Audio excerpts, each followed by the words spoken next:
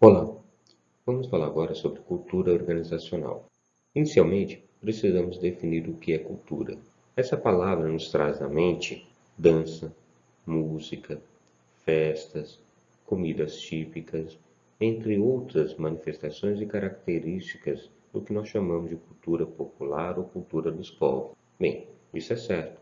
A cultura ela é formada exatamente por usos, costumes, crenças e valores que nos acompanham desde o nascimento e constroem nossa formação, rege nossa atitude e contribui com a ética.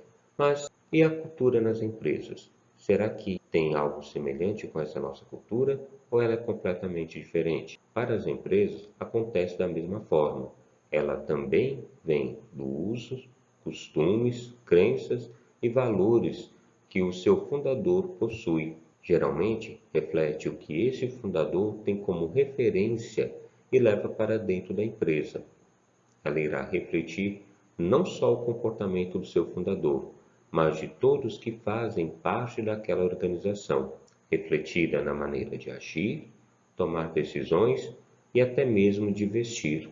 Assim, nós podemos identificar a cultura organizacional como uma representação dos valores, crenças, usos e costumes, que inicia com o seu fundador, espalha-se entre os seus colaboradores e é repetido por estes ao longo do tempo. Vamos conhecer um pouco mais. Na nossa apostila, nós temos diversos conceitos de cultura organizacional conforme diversos autores. Elencamos apenas um aqui para servir de ilustração, pois esses conceitos possuem muitos pontos em comum. Aqui, segundo Robbins, o conceito de cultura evolui com os autores, mas sempre está relacionado com um conjunto de valores, crenças, rituais, costumes, história, sentimentos, comportamento e práticas que compõem a sua identidade. Essa identidade é constituída geralmente pelos fundadores da empresa, e estes são responsáveis pela identidade inicial da organização. Cada empresa tem um perfil próprio e de acordo com o ramo de atividade.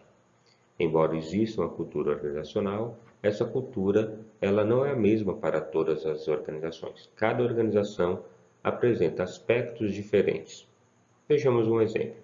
Todos nós conhecemos a Google, não só pela internet, quando precisamos encontrar algum site ou alguma figura para as nossas pesquisas. Mas a Google também é conhecida como uma empresa em que a maioria das pessoas deseja trabalhar. Isso ocorre pela maneira diferenciada com que ela trata os seus colaboradores. As próprias características físicas da Google já a diferenciam de muitas empresas. Por curiosidade, a Google possui máquina de lavar roupa disponível aos seus funcionários no escritório. É isso mesmo, você pode lavar a sua roupa lá na própria empresa, que são utilizadas pelos colaboradores não somente para se divertir ou descansar, mas para pensar e trabalhar. Ela deixa seus colaboradores totalmente livres com relação aos seus horários, mas ela cobra produtividade. Componentes da cultura organizacional. Vejamos aqui como a cultura de uma organização é formada. Quais são seus principais componentes? Vamos destacar 4 componentes. Os 4 componentes são mitos, rituais, valores e tabus. Mitos. Bem, esses são histórias imaginárias que são utilizados para reafirmar crença entre os membros da empresa, quando funcionários mais antigos contam de que forma era feita a atividade e que desta forma protegia a organização. O significado antropológico de mito é muito utilizado para solucionar conflitos e contradições sociais que não podem ser justificadas ou respondidas pela lógica do mundo real. Também os mitos estão relacionados à própria figura do fundador. Um bom exemplo, nós temos aqui o grupo Silvio Santos, onde o próprio Silvio Santos, seu nome verdadeiro é Abravanel, é um fundador que tem como mito o fato dele ter sido camelô em São Paulo e de camelô conseguiu construir um império que todos nós conhecemos. A própria imagem da empresa se confunde com o seu fundador. e as crenças, as histórias que giram em torno dele formam exatamente os aspectos mitológicos dessa organização. Rituais são as comemorações particulares da empresa. É por meio delas que a organização reafirma o seu comportamento e valores aos seus colaboradores. Os rituais são, portanto, aquelas festividades ou outras atividades que ocorrem dentro da empresa que formam a sua tradição. Por exemplo, algumas empresas, todo final de ano, fazem uma festa de confraternização com o famoso amigo secreto. Outras empresas entregam presentes de boas-vindas aos seus novos funcionários. Outras dão um presente aos seus funcionários mais antigos quando esses completam 10, 15, 20 anos de atividade.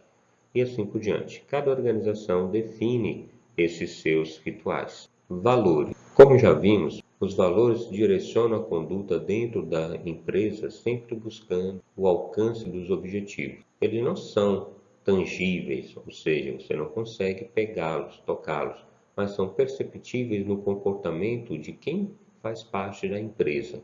Os valores, portanto, estão normalmente relacionados ao comportamento ético das pessoas que compõem essa organização.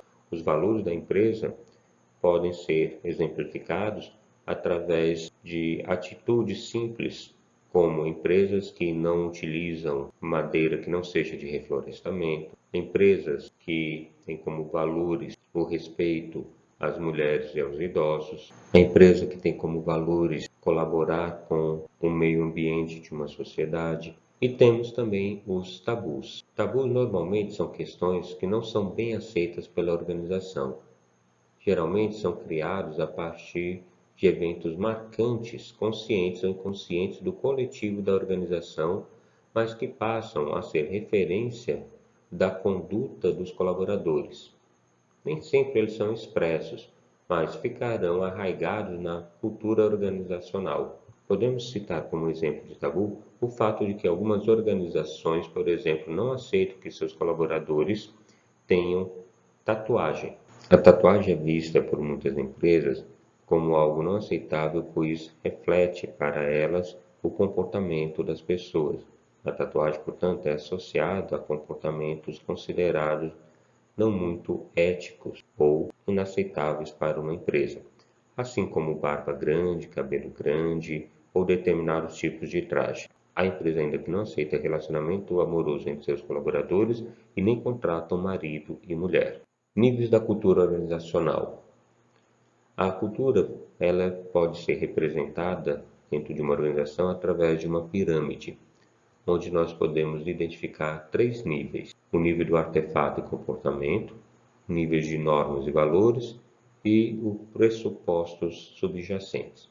Vejamos um pouquinho de cada um deles, começando aí pelo nível de artefatos e comportamento.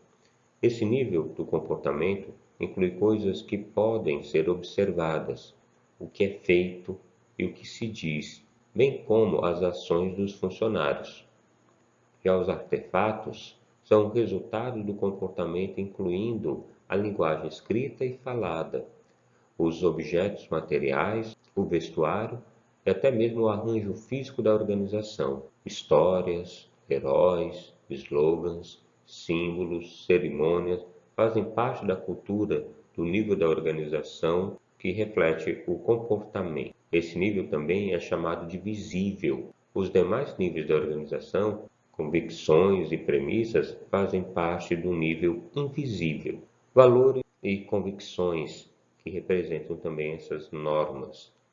Aqui nós temos o que se diz na organização.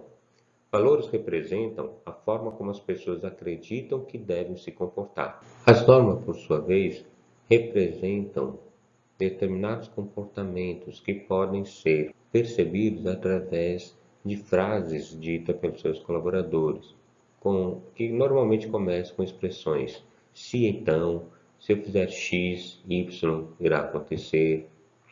Valores e normas fornecem os princípios operacionais que guiam a tomada de decisões e moldam o comportamento que resulta na cultura do nível organizacional, artefatos e comportamentos. Esses fatores não podem ser percebidos de maneira direta.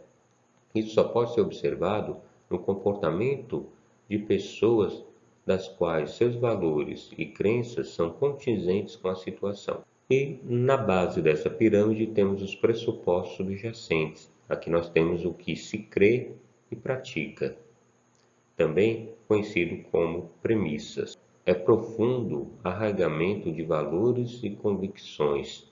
São consideradas verdadeiras sem qualquer questionamento. Raramente são discutidas, mas amplamente compartilhadas. Essas servem de manual do comportamento.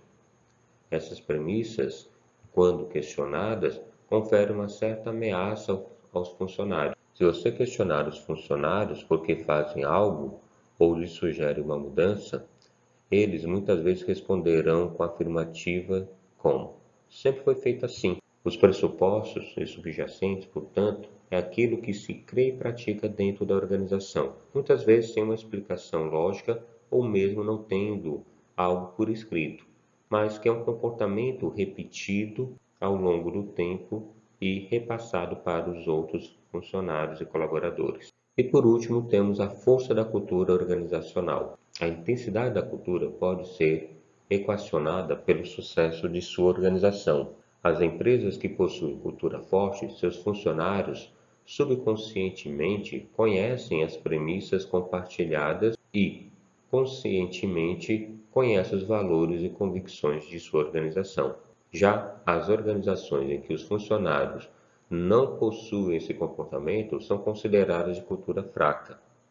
As culturas baseadas em adaptabilidade, envolvimento, visão clara e coerência podem ajudar as empresas a obterem crescimento nas vendas, retorno dos ativos, lucros, qualidade e satisfação dos funcionários.